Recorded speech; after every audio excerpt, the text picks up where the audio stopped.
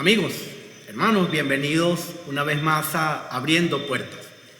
Hay un autor, Frances Gamisans, que habla de un lugar al que describe como una ciudad de paz y de guerra, de trovadores y de bandoleros, de sueños inspirados y de crueles dominaciones, pero también la tierra de un ángel de paz y bien. La ciudad es Asís y el ángel de paz y bien se llama Francisco. Hoy abrimos puertas a San Francisco de Asís.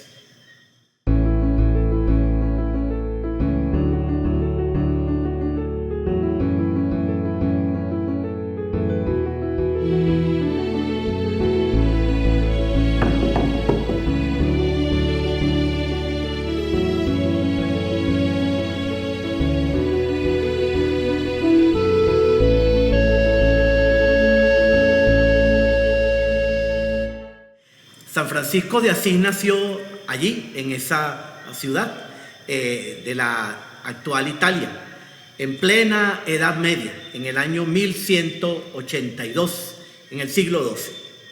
Era el hijo de un rico mercader, burgués, que se llamaba Pietro di Bernardone, Pedro Bernardone, como solemos conocerlo.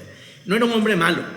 Era un hombre autoritario, comerciante de tela, de tejidos de valor, y que tenía centrada su vida y sus esperanzas en sus bienes de fortuna. Su esposa, la madre de Francisco, se llamaba Pica. Ella era de ascendencia noble y, contrario a ese espíritu de Bernardone, ella tenía un temperamento dulce y era una mujer de espíritu religioso. Era la unión muy propia de aquel tiempo, de aquel momento, en el que esta nueva clase, que era la burguesía, formada principalmente por comerciantes, solía contraer matrimonio con personas de la nobleza, de tal manera que así buscaban la ascendencia social, pero por otra parte la nobleza se garantizaba los apoyos económicos que ya en aquellos momentos necesitaba. De tal forma que este es el contexto familiar de Francisco, y es educado en ese sentido del comercio, de ganarse la vida, de ser útil, de tener unas ciertas perspectivas de futuro, pero también con una gran dulzura, con un gran amor manifestado en su madre, una mujer sinceramente religiosa. Pero Francisco era un joven mundano y tenía un cierto renombre en la ciudad, y ese renombre era en virtud de que era un joven alegre, que le gustaba la música, los cantos, que organizaba serenatas nocturnas a las muchachas más bonitas de Asís, y estaba como al frente de toda esta organización en torno a las serenatas, a la música, al canto. No era un hombre particularmente que amara lo material o que estuviese apegado al dinero, pero le gustaba la elegancia y un estilo de caballerosidad que lo marcaba peculiarmente y que daba este aspecto de mundanidad. Él ayudaba desde joven a su padre en el comercio de las telas, de los paños, y allí él puso de manifiesto la inteligencia que le va a caracterizar y esa afición, como les decía, por la elegancia, por la caballerosidad. Él buscó hacer su vida también por el camino de la milicia, y que era muy propio de aquel contexto el buscar también una cierta relevancia social, participando en las contiendas, en las disputas que había en aquel momento, en aquel entonces.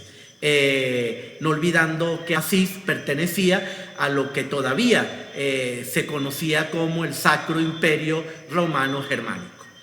Él en el año 1202 fue encarcelado a causa de su participación en un altercado que hubo entre las ciudades de Asís y Perugia.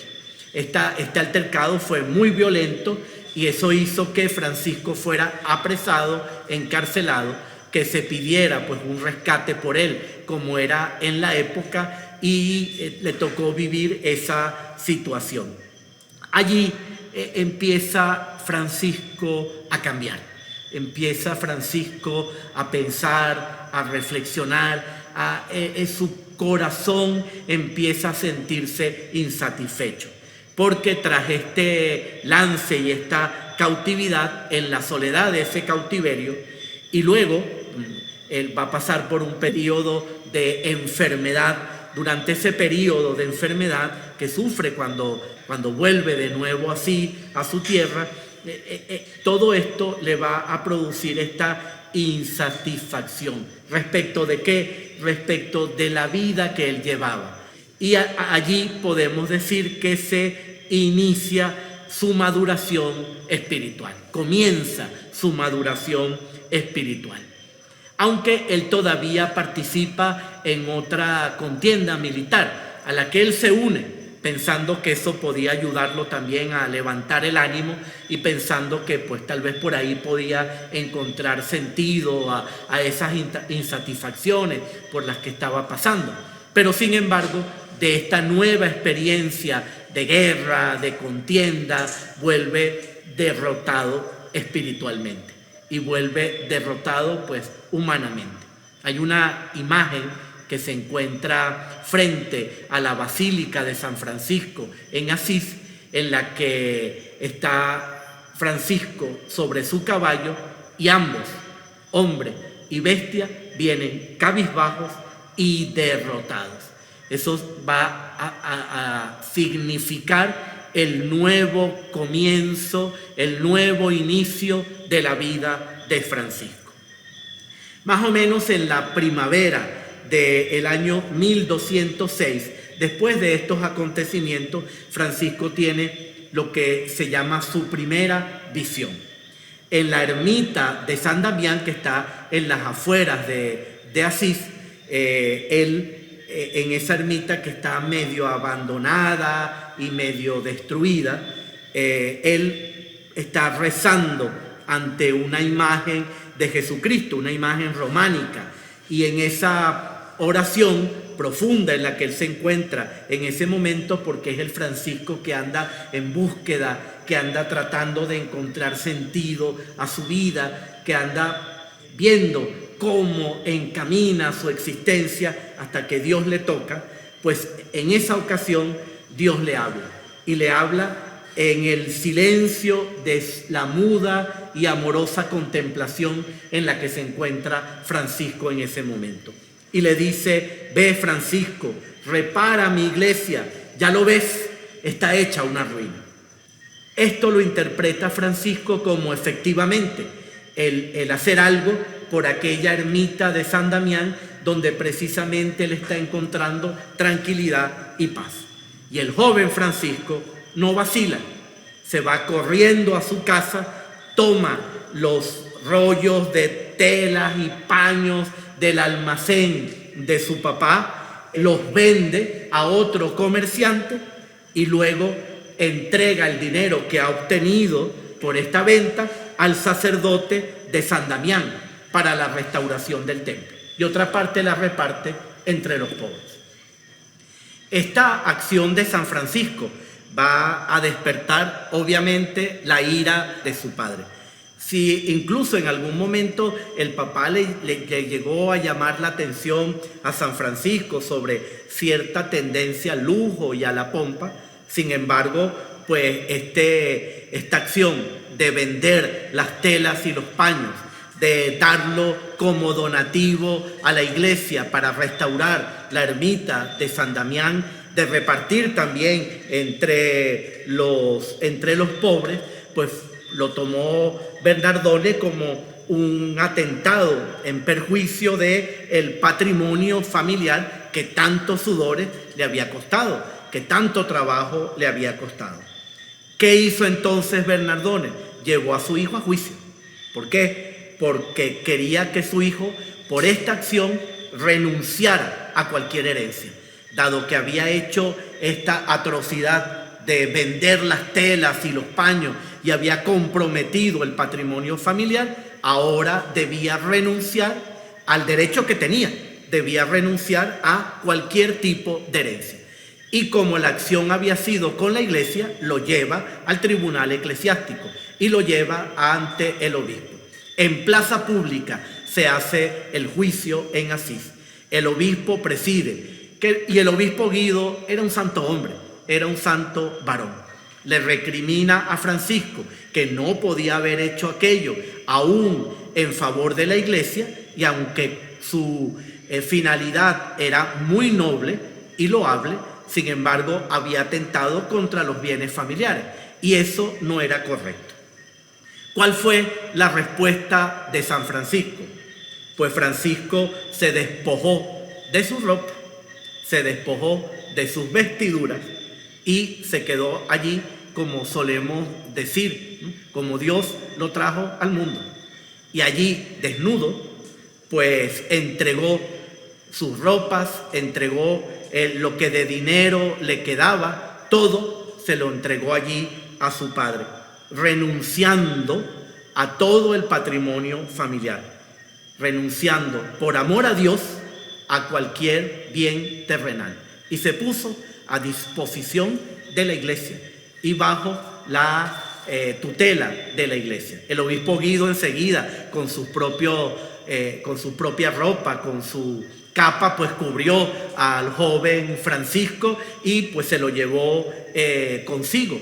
Y Bernardone recogió las ropas y recogió el dinero que su hijo había dejado allí, y así se produjo esta ruptura familiar, pero por esta decisión de Francisco de dejarlo todo por el Señor.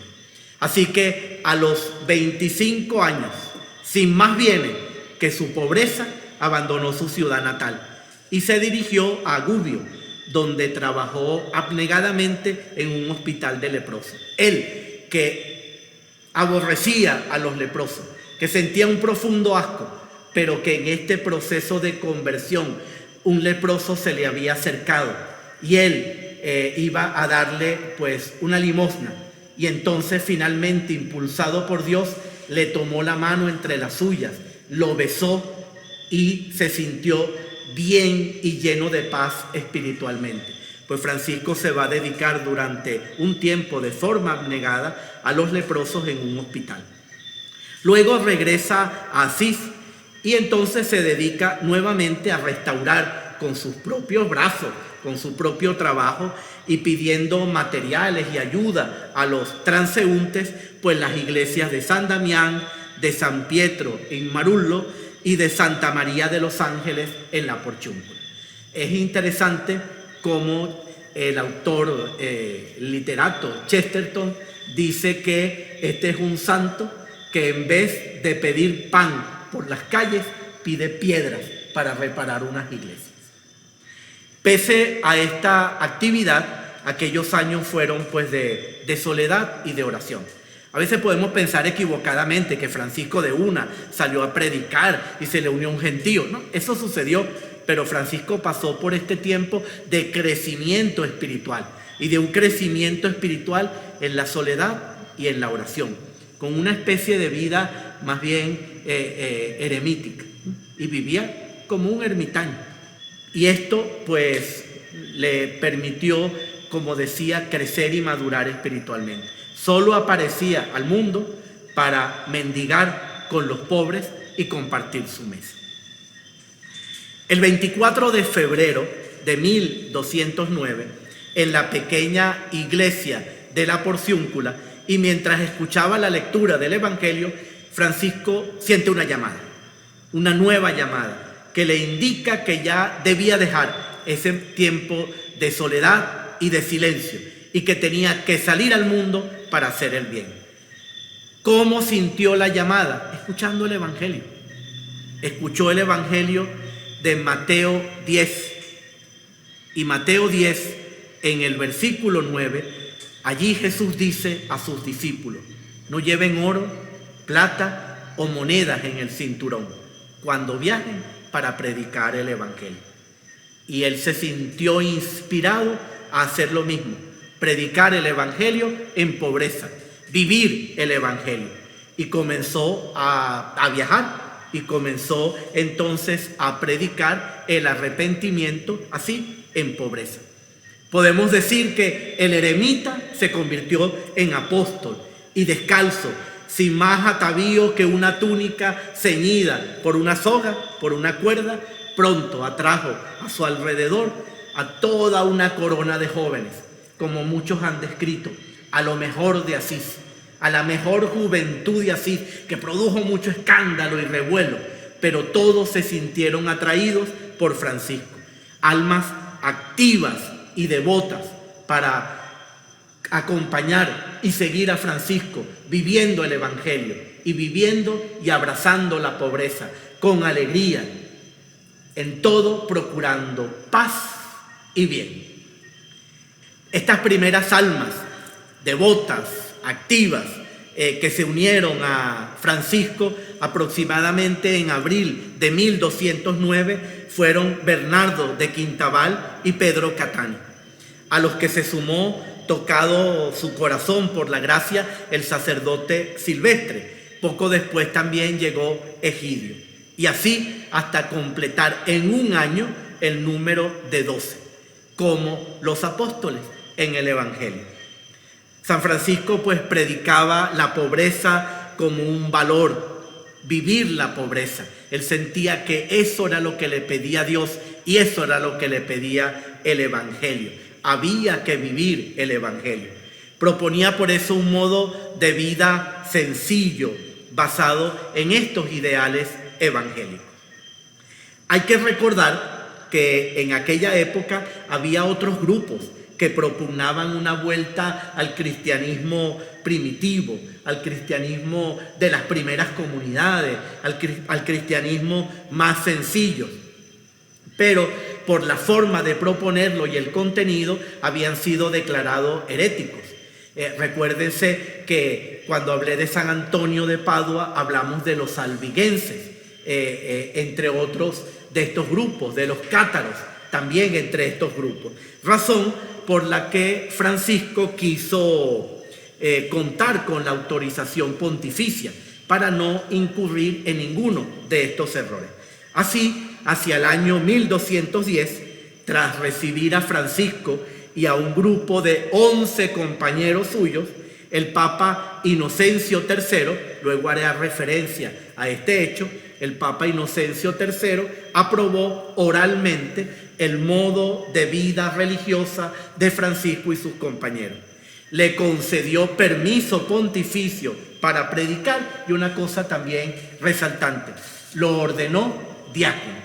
Francisco nunca fue sacerdote, Francisco era diácono, servidor, y por eso siempre quiso permanecer en ese grado del orden, como servidor. Hubo tentaciones para ordenar los sacerdotes, pero él a los sacerdotes los llamaba sus padres, sus señores, aunque en la orden hubo sacerdotes, como San Antonio de Padua. Con el tiempo el número de adeptos fue aumentando. Francisco comenzó a formar una orden religiosa que se llamaría pues franciscana o de los franciscanos, como la conocemos actualmente, y en la que pronto se integraría, por ejemplo, San Antonio de Padua. Además, con la colaboración de Santa Clara, fundó lo que podríamos llamar la rama femenina de la orden, las damas pobres, más conocidas como las hermanas clarisas. Años después, en 1221, se crearía propiamente la orden terciaria franciscana. ¿Por qué? Porque bajo la espiritualidad franciscana se podía acoger a quienes no podían abandonar sus obligaciones familiares, a quienes no podían abandonar sus trabajos, sus compromisos de familia, pero que podían vivir la espiritualidad franciscana. Hacia el año 1215, la congregación franciscana se había extendido ya por Italia, Francia y España. Ese mismo año, el Concilio de Letrán reconoció canónicamente la orden, llamada entonces de los hermanos menores. Se dice que en este Concilio de Letrán, en el que participó Francisco, se conocieron dos grandes santos. El otro gran santo fundador de una orden mendicante. Se conocieron San Francisco de Asís y Santo Domingo de Guzmán. Por esos años trató San Francisco de llevar la evangelización más allá de las tierras cristianas, más allá de la Europa cristiana, de la Europa medieval. Pero distintas circunstancias frustraron esos proyectos de viajar a Siria, de viajar a Marruecos, pues de ir hacia el norte de África a evangelizar. Finalmente, entre los años 1219 y 1220, dicen que también posiblemente tras un encuentro con Santo Domingo de Guzmán, que tenía las mismas intenciones, Francisco logra viajar y predica en Siria y en Egipto. Él no logra la conversión del sultán de aquellas tierras, del sultán Al-Kamil, pero el sultán quedó hondamente impresionado por Francisco, por su predicación, por sus palabras, por su estilo de vida, por lo que él comunicaba, por todo el amor que salía del alma de Francisco. Y le permitió algo muy importante. No le permitió evangelizar, pero le permitió visitar Tierra Santa. Le permitió visitar los santos lugares, que fue una experiencia muy fuerte y muy importante para Francisco y para su configuración con Cristo. A su regreso, a petición del Papa Honorio III, él por fin logra compilar por escrito la regla franciscana, de la que redactó dos versiones, una en 1221 y otra un poco más esquemática en 1223, que fue aprobada ese mismo año por el Papa. Y él le entrega la dirección de la comunidad de la orden a uno de sus primeros compañeros, a Pedro Catani. Así la orden franciscana pues no tardó en pasar a los miembros más prácticos. Francisco era el alma de aquella orden, pero aquella orden también fue casi como no inspirada por Francisco para ser fundada, sino que Francisco la inspiró en su espiritualidad y pues se convirtió en el fundador de la misma.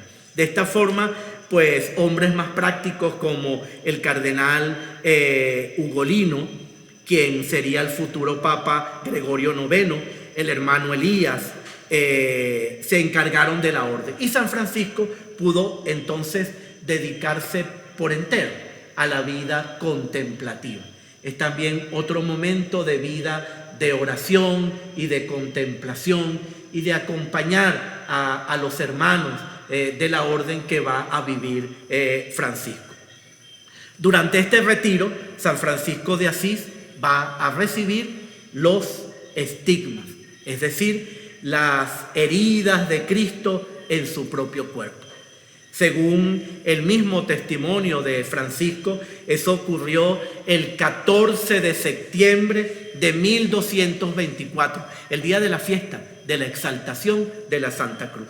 Tras un largo periodo de ayuno, de oración, en un peñasco junto a los ríos Tíber y el Arno, allí Francisco va a vivir esta experiencia. El autor que antes citaba, Francesc Gamisans, en su obra Francisco de Asís, pobre y libre, nos describe este momento, nos describe este acontecimiento. Dice que Francisco rezaba con esta oración: Señor mío Jesucristo, te pido me otorgues dos gracias antes de morir. La primera, que experimente en el alma y en el cuerpo y en todo lo que sea posible aquel dolor que tú, Jesús dulcísimo, sostuviste en tu amarga pasión. La segunda, que sienta en mi corazón, tanto como sea posible, aquel amor inconmensurable en que tú, Hijo de Dios, te abrazabas cuando sufrías tantos tormentos por nosotros pecadores.